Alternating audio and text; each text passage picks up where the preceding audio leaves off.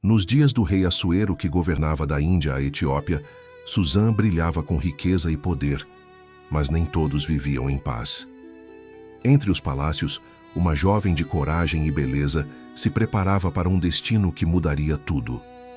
Enquanto a cidade sofria nas ruas, Ester caminhava pelos corredores do palácio, aproximando-se do rei e de um futuro incerto. Sua coragem poderia salvar seu povo, e nada jamais seria como antes. No terceiro ano do seu reinado, Assuero reuniu príncipes e servos poderosos persas e medos para um banquete de esplendor. Durante 180 dias, exibiu a riqueza de seu reino e a glória incomparável de sua grandeza. Encerrados aqueles dias, o rei abriu as portas a todos os que viviam em Susã, do maior ao menor, por 7 dias. No pátio do jardim do palácio, tapeçarias de branco, verde e azul celeste pendiam em colunas de mármore. Taças de ouro, cada uma diferente da outra, reluziam como estrelas. O vinho real corria livre, e a lei era simples. Ninguém seria forçado.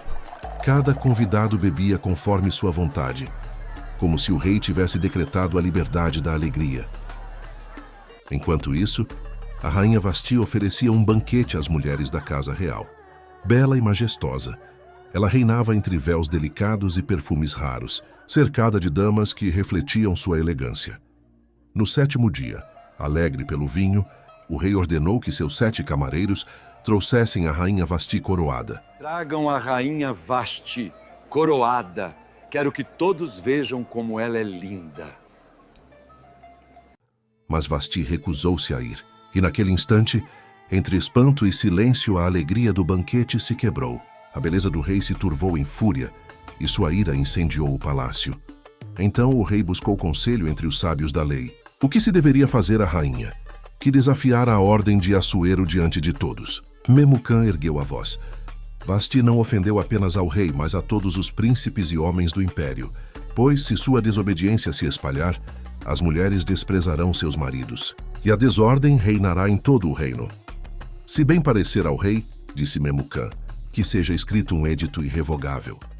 Vasti nunca mais entre à presença do rei, e que sua dignidade seja dada a outra mais digna do que ela. E as palavras agradaram ao rei e aos príncipes. Assim, cartas foram enviadas a todas as províncias, em cada língua do povo, declarando que cada homem fosse senhor em sua casa. E assim se fechou o banquete, que começou em esplendor, mas terminou em ruptura. Depois da queda de Vasti, um decreto foi enviado a todas as províncias, ordenando que jovens belas fossem trazidas ao palácio de Susã. Entre perfumes raros, sedas e especiarias, o harém real se encheu de cores e expectativas. Entre essas jovens estava Hadassa, criada por Mardoqueu, um judeu fiel que a criara como filha. Agora chamada de Ester, carregava em si uma beleza que ia além da aparência. Havia nela graça, humildade e coragem escondida. Ester foi levada à casa do rei e entregue aos cuidados de Hegai, o responsável pelas mulheres do palácio. Sua beleza e delicadeza logo chamaram a atenção, e ela conquistou o favor dele rapidamente. Por causa disso, recebeu enfeites especiais, porções de honra, e ainda 7 jovens escolhidas para servirem apenas a ela. Hegai a conduziu ao melhor lugar da casa das mulheres. O processo de preparação durava meses, com banhos de óleos perfumados e vestes finas.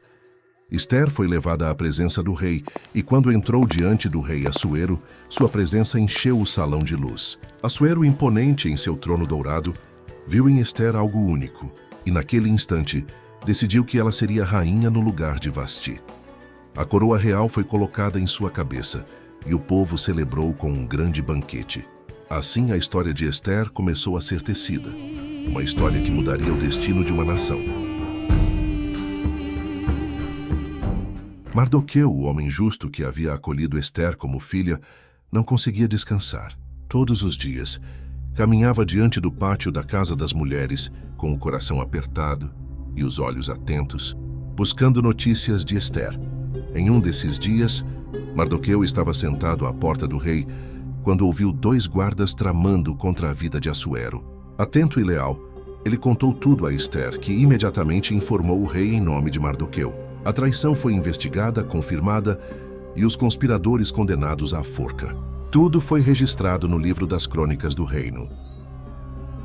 No coração do Império Persa, Amã foi elevado pelo rei Assuero a um lugar de honra, acima de todos os príncipes. Amã caminhava pelas ruas de Suzã como se o mundo lhe pertencesse. Por ordem do rei, todos deviam se curvar diante dele. E todos se curvavam, exceto Mardoqueu. De pé diante das portas do palácio, com a dignidade de um homem fiel ao seu Deus, Mardoqueu não dobrava o joelho. A ira de Amã cresceu como uma tempestade. Não lhe bastava destruir um homem. Sua vingança mirava todo o povo judeu. Ele lançou sortes, o Pur, para decidir o dia da destruição. Diante do rei, com palavras doces, mas envenenadas, convenceu Assuero de que havia um povo espalhado que não obedecia às leis do rei e que era melhor destruí-los. O anel real brilhou em sua mão, enquanto selava cartas enviadas a todas as províncias. Em um único dia, os judeus seriam exterminados. Enquanto o rei e Amã bebiam em seus salões iluminados, a cidade de Suzã mergulhava em desespero. Nas ruas, lágrimas e gritos ecoavam entre mercados e casas, enquanto a sombra de uma sentença cruel cobria todo o império. Quando as cartas seladas do rei chegaram a todas as províncias, espalhando o decreto de morte, um profundo luto tomou conta do povo judeu.